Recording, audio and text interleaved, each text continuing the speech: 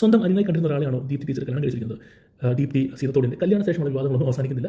മെയിനായിട്ടും പുള്ളിക്കാരുടെ വിവാഹ വീഡിയോയിൽ കുറച്ച് കമൻറ്റ് കണ്ടിരുന്നു. അതുപോലെ തന്നെ ഫേമസ് യൂട്യൂബ് കമൻറ്റ് ഇടുന്ന തൊഴിലാളിയായ ഒരു ടീച്ചറുണ്ട്, റാണി പി എന്ന് പറഞ്ഞ ചേച്ചിയുണ്ട്. അപ്പോൾ ചേച്ചിയൊക്കെയാണ് ഇത് എടുത്തിരിക്കുന്നത്. അപ്പം അതൊരു തരത്തിൽ ശരിയാണ്. പുള്ളിക്കാരി കല്യാണം കഴിക്കുന്ന ആൾ പുള്ളിക്കാരുടെ വീട്ടിലേക്ക് വരുന്നത് ഒരു സബ്സ്ക്രൈബറിലെ കൂട്ടുകാരുടെ അനിയനാണ്. അപ്പം സ്വന്തം കൂട്ടുകാരുടെ അനിയൻ എന്ന് പറഞ്ഞാൽ നമ്മളെല്ലാം അനിയനാവുമല്ലോ. അപ്പം പുള്ളിക്കാരൻ ഇൻട്രൊഡ്യൂസ് ചെയ്ത് അനിയൻ എന്ന രീതി തന്നെയാണ്, കുഞ്ഞാവ് എന്ന രീതി തന്നെയാണ്.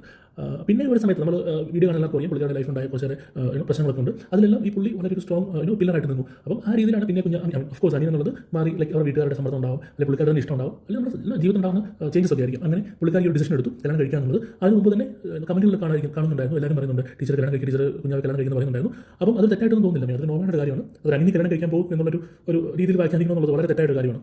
അതുപോലെ തന്നെ ടീച്ചർ ഒരു കമൻറ്റ് ചോദിക്കുന്നുണ്ടായിരുന്നു, ഞാൻ എപ്പോഴെങ്കിലും അനിയനാണെന്ന് പറഞ്ഞിട്ടുണ്ടോ എന്ന് ചോദിക്കുന്നുണ്ടായിരുന്നു. പക്ഷേ ടീച്ചർ പറഞ്ഞിട്ടുണ്ട്, ഒന്ന് രണ്ട് കമൻറ്റുകൾ ഇങ്ങനെ കമൻറ്റ് വന്നവർക്ക് റിപ്ലൈ കൊടുത്തപ്പോൾ ടീച്ചർ പറഞ്ഞിട്ടുണ്ട് അവൻ അനിയനാണ്, അല്ലെങ്കിൽ കൂട്ടുകാരനൊക്കെ പറയുന്നുണ്ട്. മേ ബി ടീച്ചർ പറഞ്ഞിട്ടുണ്ടാവും, അത് സ്വാഭാവികമാണ്, അത് കുറ്റപ്പെടുത്താൻ നമുക്ക് സാധിക്കില്ല.